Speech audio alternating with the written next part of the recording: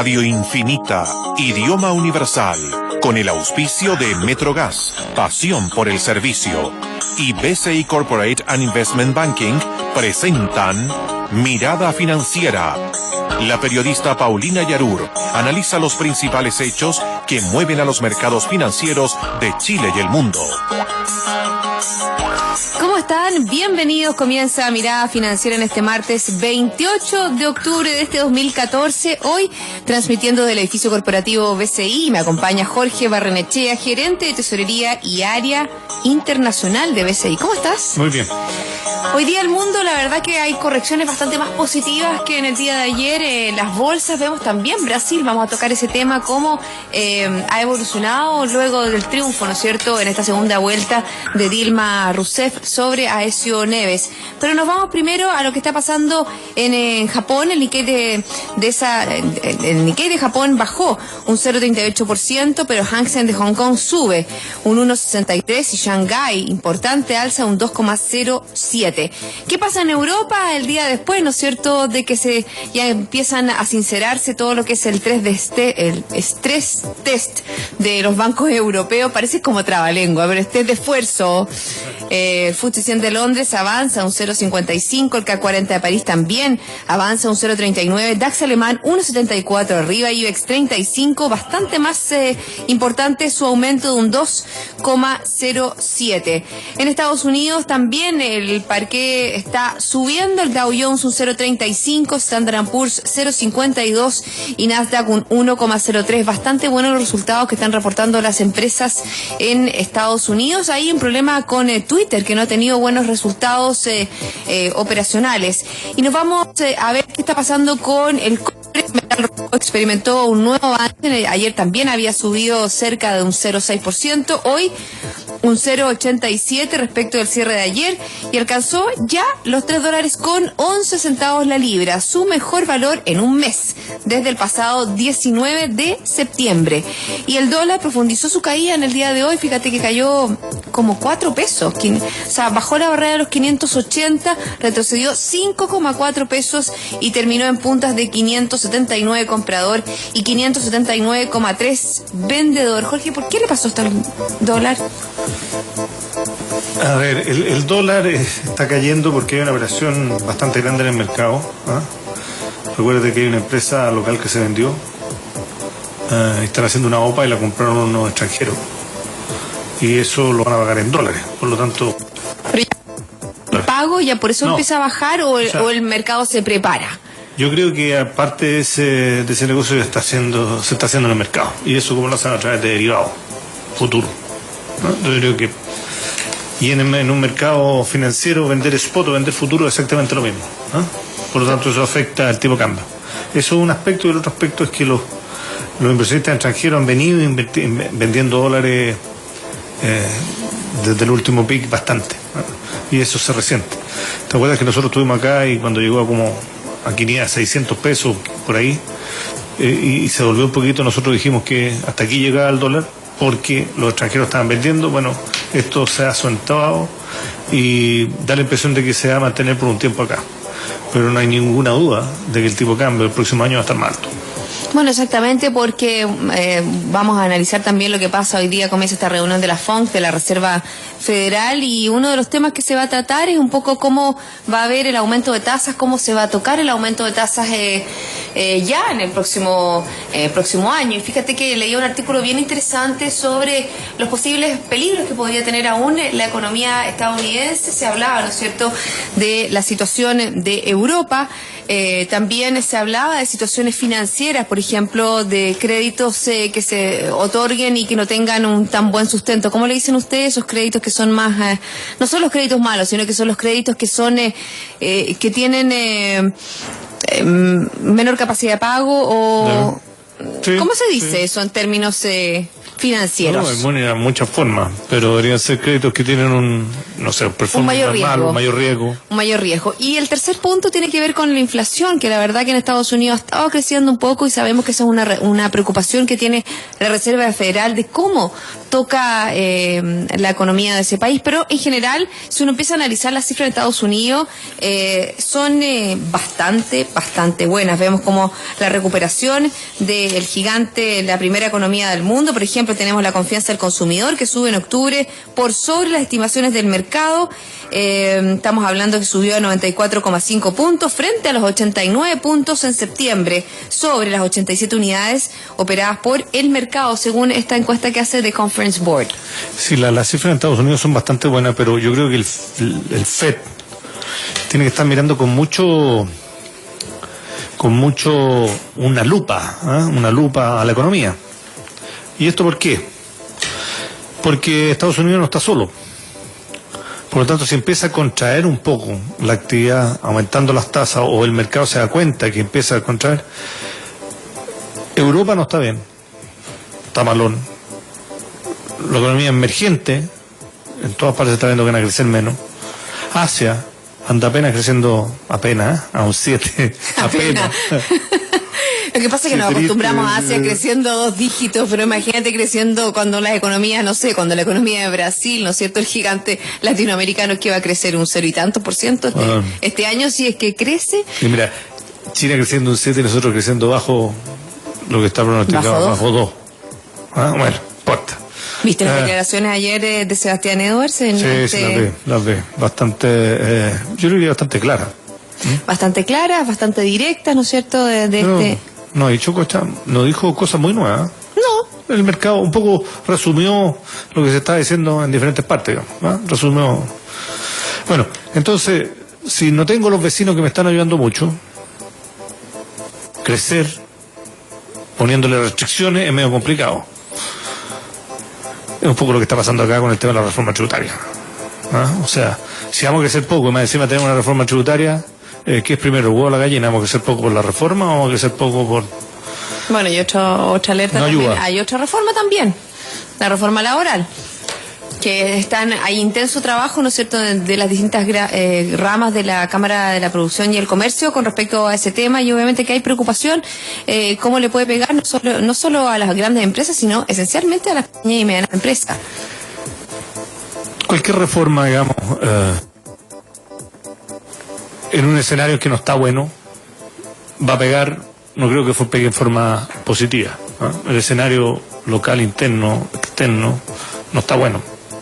Cualquier reforma le va a pegar, más o menos. Y hablando del mercado interno, les habíamos quedado al debe con nuestros auditores con respecto a la bolsa, cuál es el desempeño de la bolsa local. Y hasta ahora está bajando el IXPA en un menos 0,08 y el IPSA también descendiendo un 0,08%. Fíjate que dentro de las noticias nacionales tenemos una noticia que da la SOFOFA, la verdad que una buena noticia con respecto a la producción industrial. Mañana vamos a conocer, ¿no sé?, todos los indicadores sectoriales que entrega el INE. Yo creo que obviamente que todos ustedes están atentos a esos indicadores para ver cuál va a ser la proyección que tenemos de este próximo IMASEC, de este índice de actividad económica. Pero hoy la SOFOFA entregó, así como en titular, una buena noticia, un 3,9% en septiembre, anota su crecimiento más alto en un año, pero ahí uno tiene que empezar a desglosar un poco, mirar bajo el agua para ver qué hay detrás, ¿no es cierto?, de esta cifra. ¿Qué es lo que dice? Declaraciones de la SOFOFA: si bien este resultado es importante, no cambia el diagnóstico de un sector industrial debilitado, pues hay una baja base de comparación, y 2, un favorable efecto calendario, que hubo, parece que 2 días más dentro del mes, entonces obviamente que eso ayuda a una incidencia positiva. Por su parte, las líneas industriales también, que abastecen el sector productivo ligado a la inversión, continúan mostrando importantes caídas interanuales. Son obviamente que las declaraciones que entrega SOFOFA una vez entregada esta cifra, y también anticipándose a lo que pueden ser los resultados de mañana. Yo creo que eso van a ser clave. Sí, pero de todas maneras hoy día estamos en un ambiente bastante pesimista. O sea, los números lo indican, los comentarios lo indican, que vemos que vamos a estar el próximo año en un menor nivel que en este año, a pesar de que este año el crecimiento va a ser súper bajo, el próximo año también el crecimiento va a ser bajo. Pero yo creo que tiene que ver un poco con la idiosincrasia chilena, de ser un poco... O estamos súper bien o estamos súper mal. Y cuando estamos súper bien nos dura súper poco. Puro súper.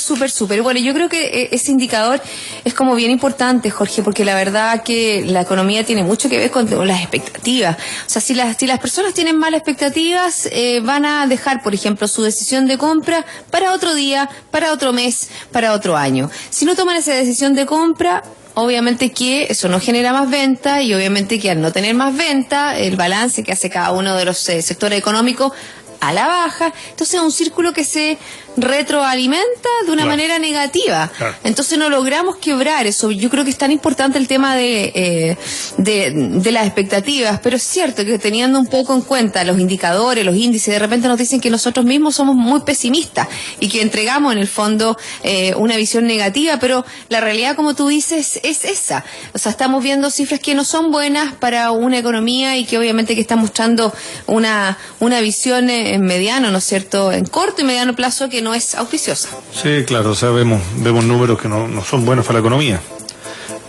Y proyecciones de algunos economistas, ¿no es cierto?, que para el próximo año son completamente diferentes a las que tenemos consideradas por el gobierno. Un crecimiento del 3,6, peso del cobre sobre el 3. Algunos economistas ya están viendo crecimientos bajo el 2, proyección del cobre bajo el 3. Bueno, hoy día las declaraciones del ministro de Hacienda, Alberto Arenas, son bastante más cautelosas que en otras oportunidades. Por ejemplo, cuando se dijo la semana pasada las cifras del comercio, esta caída de un 6,6%, el ministro habló, esta es una cifra más, lo que la verdad que al sector comercio no le vino muy bien esas declaraciones, pero en el día de hoy, por ejemplo, llama a la cautela tras la cifra de producción industrial. Dijo, vamos a esperar la confirmación de todos los sectores, hablando un poco el ministro sobre las cifras que vamos a conocer en el día de mañana. Es un tema, ojalá cambiemos el tono, sí, es un tema del tono, ojalá cambiemos el tono de la discusión de las cosas acá en el país. Hay un tema que estamos medio polarizados y es complicado eso. Bueno, ahí está el tema también que habla de la visión y los inversionistas. Sabemos, ¿no es cierto?, que el gobierno estaba tratando de lograr un acercamiento después del quiebre importante que hubo con el empresariado. Ha tratado de lograr un mayor acercamiento y, por ejemplo, ¿no es cierto?, el espaldarazo a Alto Maipo fue un tic, ¿no es cierto?, en esa línea. En el día de hoy, por ejemplo, habla de las inversiones, ¿no es cierto?, la cosa es que exista confianza y ganas, porque los inversionistas extranjeros, dice el ministro, lo único que quieren es invertir en nuestro país, entonces tenemos que crear las instancias para que esto pueda ser así. Bueno, esto la verdad que no lo dijo el ministro, lo dijo el presidente de Invest Chile, Alberto Ergas, en una reunión que tuvieron con el ministro, por eso me confundí, pero un poco en la misma línea. A ver, Chile es un país espectacular para invertir, es un país que tiene reglas claras, ¿sí?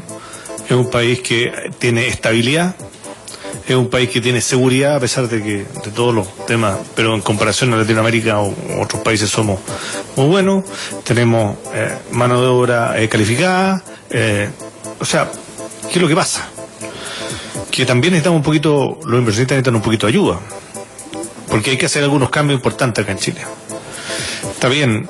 O sea, los cambios importantes que ven los economistas, los inversionistas, no son el tema de, ¿cómo se llama?, de la Constitución, no son el tema laboral, no son el tema de la educación, son esos temas que están alejados de ellos. Lo que ven, sí, es, por ejemplo, que necesitamos invertir en energía. No lo hemos visto.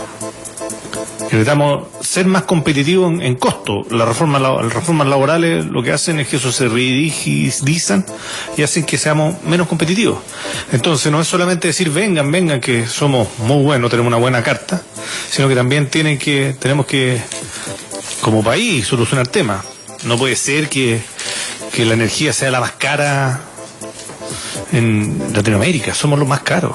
Fíjate que en esa misma línea hoy día hay algunos datos, ¿no es cierto?, que entrega el Consejo Minero, y que los costos de la minería, por ejemplo, el cobre en Chile, se han aumentado en un 66% en los últimos 5 años.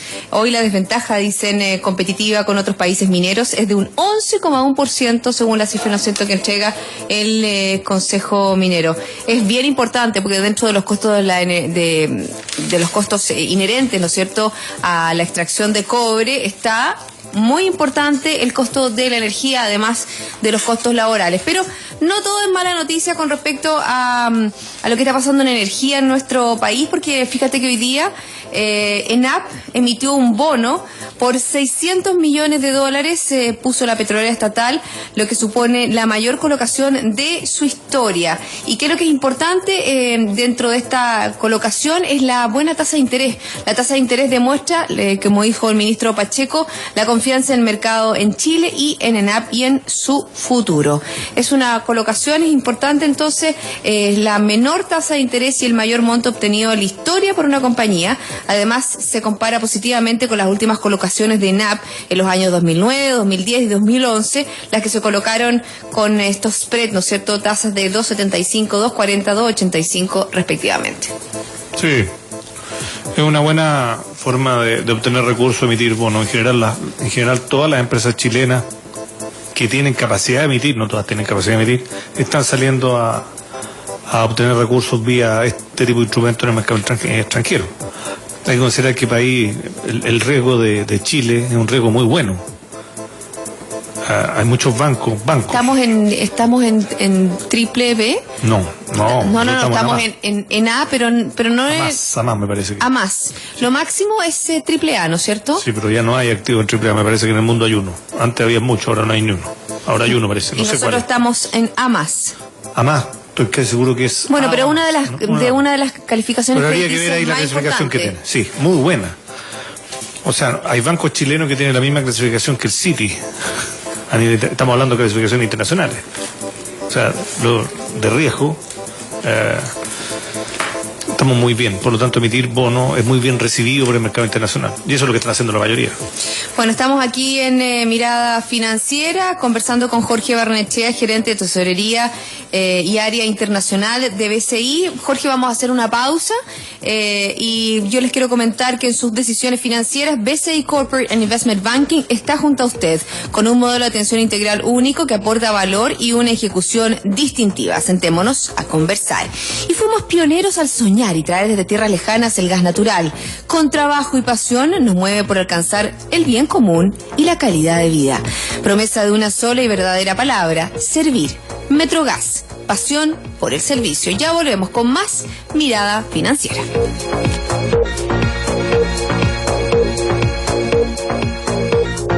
Chile es un privilegio de la naturaleza, pero en las profundidades no hay combustibles que duerman esperando salir.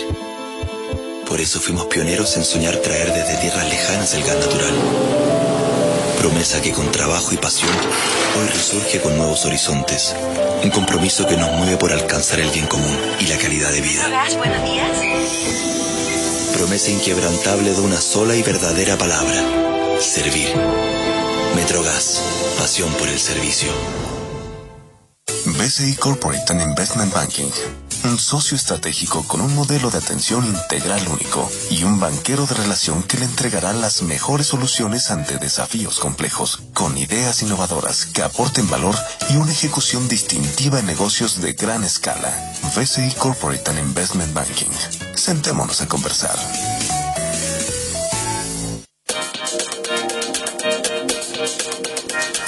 Estamos aquí de vuelta, seguimos en Mirada Financiera analizando cómo está la coyuntura nacional e internacional. Les comentábamos al inicio del programa sobre el triunfo, ¿no es cierto?, de Dilma Rousseff sobre 51% en las elecciones de Brasil, cómo golpeó, ¿no es cierto?, la bolsa, el Bovespa, que partió en el día de ayer bajando un importante 6,2%, pero luego se recuperó un poco la bolsa. Y yo creo que es importante hacer una proyección de lo que que significa, ¿no es cierto?, el nuevo mandato de Dilma Rousseff. Lo hemos dicho en este programa en muchas oportunidades que Brasil necesita sí o sí hacer una serie de reformas, una serie de elementos para, ¿no es cierto?, que siga creciendo de una manera positiva, y obviamente que está creciendo muy poco. Tiene que hacer reformas estructurales, tiene que hacer reformas en infraestructura, también en regulación. Vamos a hablar de ese tema. Estamos obviamente con Jorge Barrenechea, gerente de Tesorería y Área Internacional. Jorge, ¿cuál es la visión que tienen ustedes sobre este nuevo mandato de Dilma Rousseff? Porque fíjate que Moody's dice que la solvencia de Brasil dependerá de las reformas económicas de la señora Dilma. Bueno, el mercado primero no tomó bien la reelección con la evaluación de la moneda, pero hoy día se recuperó. Siempre este tipo de gobierno, mientras mejor esté asesorado, mientras la gente que trabaja en él esté mejor, más creíbles los ve el mercado. Y Vilma en ese caso ha dicho que va a colocar un nuevo ministro de Hacienda que sea, según ellos, Mercedes-Benz, y eso ayudaría al país. Ahora, Brasil de por sí solo ya es un monstruo. Brasil tiene varios temas. Pero antes de eso me gustaría corregir el tema de Riesgo País Chile. Lo fui a preguntar porque... Sí, por eso que partí la segunda parte del programa sola. La gente decía, bueno, ¿y por qué habla sola ella? Porque Jorge, yo sé que... AA menos el rating de los bonos... AA menos. AA menos. Perfecto. Bueno, un poco para seguir en el tema de Brasil, porque hacer una prospección de por qué no, de qué ha pasado con este gigante latinoamericano, porque fíjate que tras haber registrado una expansión de 7,5 en el 2010, el crecimiento de la economía brasileña fue de 2,7 en el 2011 y de solo 1% en el 2012, 2,3% en el 2013, y el gobierno cree que cerrará este año con una expansión de 0,9%. Eso es lo que cree el gobierno. Los expertos hablan de un 0,7%. O sea, es una caída, aterrizaje, pero a pique se estrelló el avión. O sea, si estamos hablando de mediocridad, ¿se acuerdan del famoso tema? De la nueva mediocridad. De la nueva mediocridad, o sea, a lo mejor... Bueno, Brasil tiene un tema, Brasil siempre ha tenido un tema. Lula de alguna manera logró disminuir la pobreza, pero de todas maneras la pobreza y la desigualdad es bastante grande en Brasil, digamos. Es un país muy grande, es un país que tiene temas de impuestos muy difíciles de entender. Hay diferentes impuestos en diferentes... Porque son un estado federal. Claro, hay diferentes impuestos en diferentes estados. Hay mucha burocracia, ¿no? Hay burocracia. Y corrupción también. También, y hay un tema con todo lo que la industria, proteger la industria local, digamos. Brasil siguió la idea de restringir importaciones de bienes de capital, ¿no es cierto?, para que se pudieran desarrollar en Brasil durante mucho tiempo, y eso es una política que tiene. Entonces, eso es como defiende su industria local. No necesariamente la más eficiente, entonces de alguna parte hay que sacar recursos. Pero Brasil, de todas maneras, por el tamaño que tiene, si tuviera todos los incentivos adecuados, crecería a unos niveles muy importantes.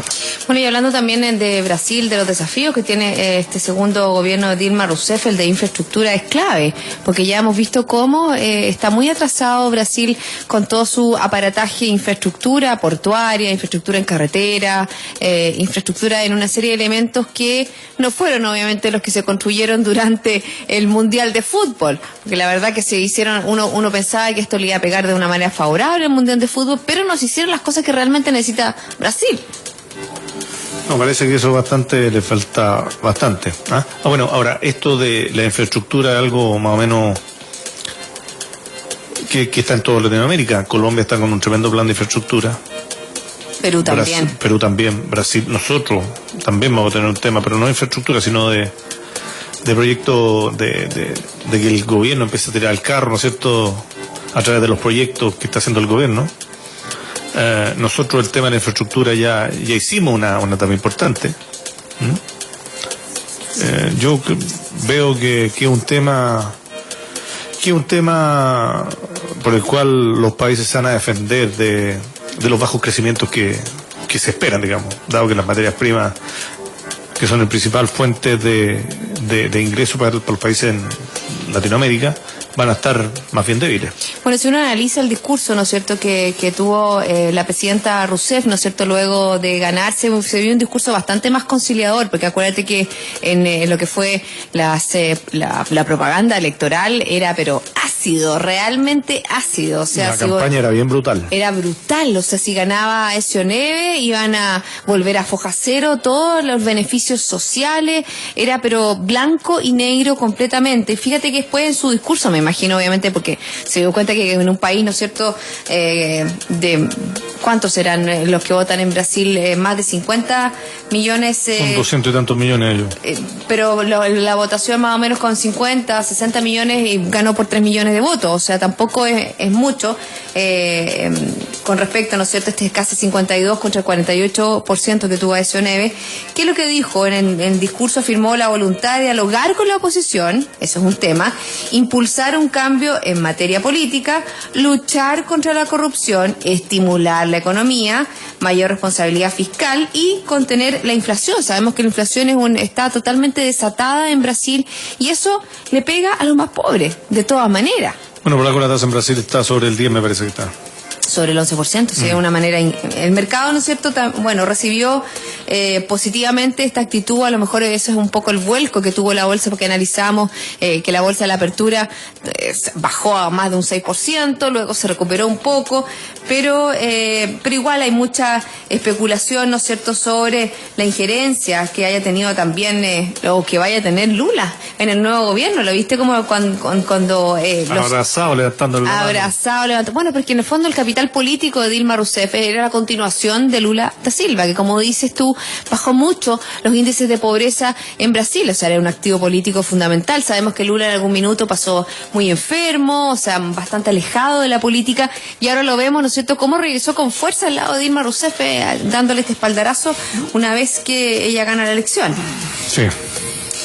Bueno, yo creo que es importante seguir monitoreando. Como dices tú, va a ser bien importante la elección del ministro de Finanzas, va a ser muy importante un mensaje al mercado, porque obviamente que va a permitir delinear los planes ideológicos para los próximos años, y también es vital que el gobierno recupere la confianza de los empresarios, más o menos el mismo tema que tenemos en nuestro país, para reactivar la inversión. Yo creo que es importante que la presidenta de Brasil establezca una relación más cercana con los empresarios, para lo cual Lula también podría ser útil. Sí, claro. O sea, él tenía una buena relación con los... Él tenía una buena relación. Acuérdate que cuando fue elegido Lula, o sea, creían que llegaba el fin del mundo, y no fue así. Hizo muchas cosas buenas, ¿no es cierto?, a partir de su postura o su visión, ¿no es cierto?, de lograr una mayor igualdad dentro de lo que es Brasil. Sí, claro. Bueno, si nosotros ya seguimos un poco analizando lo que se viene, tenemos varias cifras con respecto al desempleo que también vamos a conocer esta semana. Yo creo que es bien interesante, ya volviendo a nivel local, de ver cómo se ha comportado, porque ¿no te llamó la atención este 5,9% del desempleo del Gran Santiago que entregó la semana pasada al Centro de Microdatos de la Universidad de Chile? Sí, yo esperaba que eso era un poquito más malo. Yo creo que esta época, ¿no es cierto?, de alguna manera hace que este indicador no sea tan malo.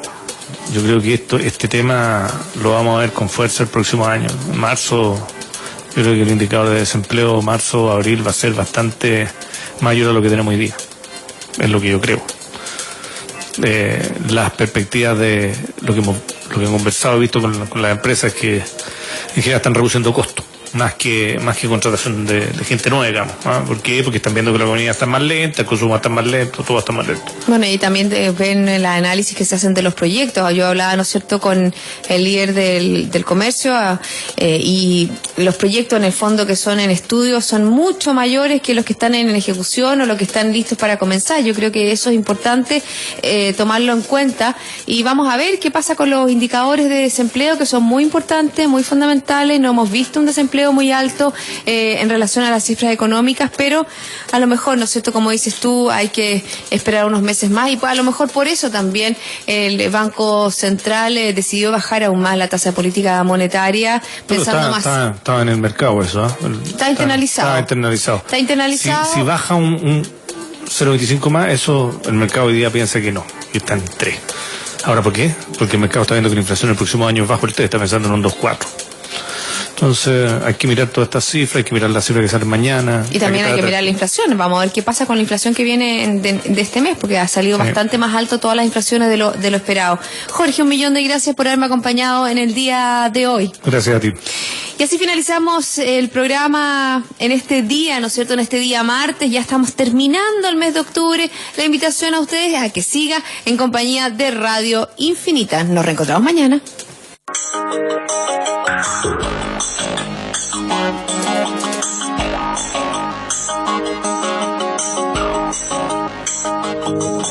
Radio Infinita, idioma universal, con el auspicio de Metrogas, pasión por el servicio.